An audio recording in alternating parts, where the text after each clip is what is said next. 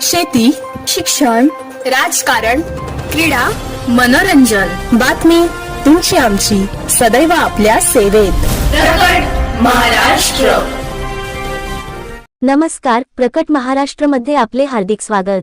मी लावण्य हुमने आणि आपण पाहत आहात प्रकट महाराष्ट्र, बातमी तुमची आमची.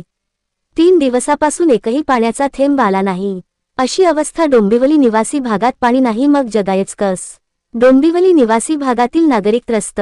रहिवाशी व मनसेचा धाक मोर्चा. पाण्याचा एकही थेंब येत नाही. पाणी समस्या किती दिवस सहन करायची? आम्ही पाणी कर भरतो मग पाणी का मिळत नाही? असे अनेक प्रश्न डोंबिवली पूर्वेकडील निवासी भागातील नागरिकांनी थेट एमआयडीसी कार्यालयात जाऊन अधिकाऱ्यांना विचारले. गेले 3-4 दिवस पाणी येत नाही, याचे काय कारण असा प्रश्नही विचारण्यात आला. मात्र तांत्रिक बिघाड असल्याने कमी दाबाने काही दिवस आले असून हा त्रास नेहमीच होत नाही असे एमआयडीसी अधिकाऱ्यांनी सांगितले. बुधवार 1 तारखेला डोंबिवली एमआयडीसी कार्यालयात रहिवाशी व मनसेने धाक मोर्चा काढला. यावेळी महिलावर प्रचंड संतापल्या होत्या. महाराष्ट्र नवनिर्माण सेनेचे लोकसभा सचिव राहुल कामत, शहर सचिव अरुण जांभळे, विभाग अध्यक्ष संजय चव्हाण, विभाग सचिव अजय घोरपडे, शाखा अध्यक्ष योगेश माने, उपशाखा अध्यक्ष श्याम फिसके यांसह डोंबिवली निवासी भागातील रहिवाशी यांनी डोंबिवली एमआयडीसी कार्यालयावर मोर्चा काढला. एमआयडीसी कार्यालयाच्या आवारात पोलीस बंदोबस्त ठेवण्यात आला होता. या मोर्चात काही ज्येष्ठ नागरिकही सहभागी झाले होते. पाणी नाही तर जगायचं कस? असा प्रश्न येथील रहिवाशांनी अधिकाऱ्यांना विचारला. यावर अधिकाऱ्यांनी तांत्रिक बिघड आल्याचे सांगत यापुढे ही समस्या येणार नाही असे मोर्चेकऱ्यांना आश्वासन दिले. आमचे प्रतिनिधी शंकर जाधव, डोंबिवली. आणि प्रश्नावरती खरं तर मनसेचे नगरसेवक असे नाही, सर्व पक्षाचे नगरसेवक, कारण ते त्यांना लोकांनी निवडून दिलेलं असतं आणि लोकांनी निवडून दिल्यानंतर लोकांच्या समस्या मांडणं हे त्यांचं कर्तव्य आहे. मध्यंतरी आपण जर बघितलं असेल तर PNT कॉलनी किंवा नांदिवली यासारख्या ठिकाणी शहरातल्या काही मध्यवर्ती भाग आहे, डोंबिवली पश्चिमेचा बराचसा भाग आहे, या ठिकाणी देखील पाणी टंचाई जाणवते. अर्थात ही पाणी टंचाई खरोखरची आहे का कृत्रिम आहे? आमचा संशय आहे की ही पाणी टंचाई कृत्रिम आहे. अधिकारी कुठे ना कुठेतरी त्यांची साठेलोटा असल्या कारणाने पाणी कुठे ना कुठेतरी ते इकडे तिकडे फिरवली जातात. अनधिकृत नळ जोडण्यात त्याच्यावरती प्रशासनाकडनं कारवाई होत नाही आणि त्याच्यामुळे जे प्रामाणिक करदाते नागरिक आहेत त्यांना तीव्र पाणी टंचाईला समोर जातात. इतर पक्षाचे नगरसेवक ज्या पद्धतीने पाणी प्रश्नावरती बोलतील त्याच्यापेक्षा अधिक तीव्रतेने महाराष्ट्र नवनिर्माण सेनेचे नगरसेवक हा मुद्दा मांडतील आणि उचलून धरतील अशी मला खात्री आहे. खरं तर आजचा विषय असा आहे की गेले 3 दिवस झाले एमआयडीसी मध्ये राहणाऱ्या नागरिकांना पाणी नाही. एमआयडीसी स्थापन झाल्यानंतर एमआयडीसी मार्फत जे पाणी वाटप केलं जातं त्यावर एमआयडीसीत राहणाऱ्या नागरिकांचा सगळ्यात पहिल्यांदा अधिकार आहे. असं असताना गेले 3 दिवस ते पाण्यापासून वंचित आहे.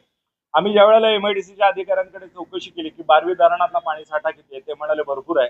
कधीपर्यंत पुरेल? तर जुलैपर्यंत पुरेल. पाणी कपात कुठली आहे का? तर पाणी कपात कुठलीही एमआयडीसी कडनं जाहीर झालेली नाही. अशा परिस्थितीत या नागरिकांना गेले 3 दिवस पाणी टंचाईला का सामोरं जावं लागतंय? एकतर अगोदरच गॅस सर्वत्र मिळत नाहीये, त्यामुळे जेवण बनवण्याच्या आहेत प्रत्येक गोष्टीची भाववाढ झाली आणि त्याच्यात आता गेले 3 दिवस पाणी नाही. नागरिकांनी जगायचं कसं?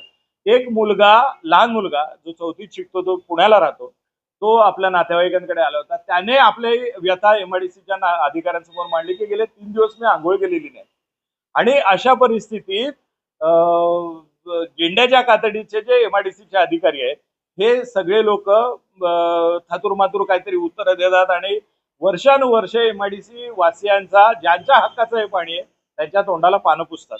हा सगळा प्रकार ज्या वेळेला तिथल्या नागरिकांच्या संतापाचा उद्रेक आमचे विभाग अध्यक्ष श्री संजय चव्हाण यांनी आमच्या कानावरती घातला, त्यावेळेला ताबडतोब महाराष्ट्र नवनिर्माण सेनेतर्फे या नागरिकांच्या सोबत खंबीरपणे उभं राहायचं आम्ही ठरवलं आणि त्यानुसार आज आम्ही देखील त्या नागरिकांसोबत अधिकाऱ्यांना जाब विचारलाय. ही दरवेळेला असं निदर्शनास येतं की आंदोलन केलं किंवा काही निवेदनं दिली की 5-6 दिवसांकरता पाणी पुरवठा सुरळीत होतो. यावेळेला आम्ही त्या नागरिकांनी इशारा दिलाय आणि महाराष्ट्र नवनिर्माण सेना नागरिकांच्या सोबत खंबीर उभं राहील. आम्ही देखील त्यांना सांगितलेले की पुन्हा जर 5-6 दिवसाकरता असा तोंडाला पानं पुसण्याचा प्रकार झाला आणि पुन्हा जर येरे माझ्या मागल्या अशी परिस्थिती झाली तर एमआयडीसीच्या पाणी खात्याच्या अधिकाऱ्यांना आम्ही एमआयडीसीच्या ऑफिसमध्ये बसू दिलं जाणार नाही. वारंवार एक एमआयडीसी विभागात सातत्यपूर्ण काही वेळेसाठी म्हणजे आठवडा, दोन आठवडा या कालावधीत पाणी टंचाई केली जाते, शटडाऊन केलं जातं. पण यावर त्यांचं उत्तर असं असतं, की वरून प्रेशर कमी झालेलं आहे आणि खाली आम्ही त्याचा प्रयत्न करतो. अशी धातूर-मातूर उत्तरं ते आम्हाला प्रत्येक वेळेस हे करत आलेली आहेत. पण यावर असं नेमकं आम्हाला उत्तर अजूनपर्यंत नाही मिळालेलं आहे. आणि या संदर्भात आम्ही या अगोदर 4-5 आंदोलनं केली. त्यांना स्थानिक पातळीवर सुद्धा तिथे बोलवलं होतं. तरी त्यांनी त्यांची आतापर्यंत एकच उत्तर आहे, आम्ही पाहतो, करतो. पण आज मात्र या गोष्टीला उद्रेक आमचा उद्रेक घेत झाला आणि त्याचं शहानिशा करण्यासाठी आमचे मनसेचे आमचे पदाधिकारी होते. आम्ही स्थानिक होतो आणि त्याच्यावर योग्य ते त्यांनी उत्तरं आम्हाला देण्याचा प्रयत्न केला. पण ती अजून उत्तरं आम्हाला भेटलेली नाहीत.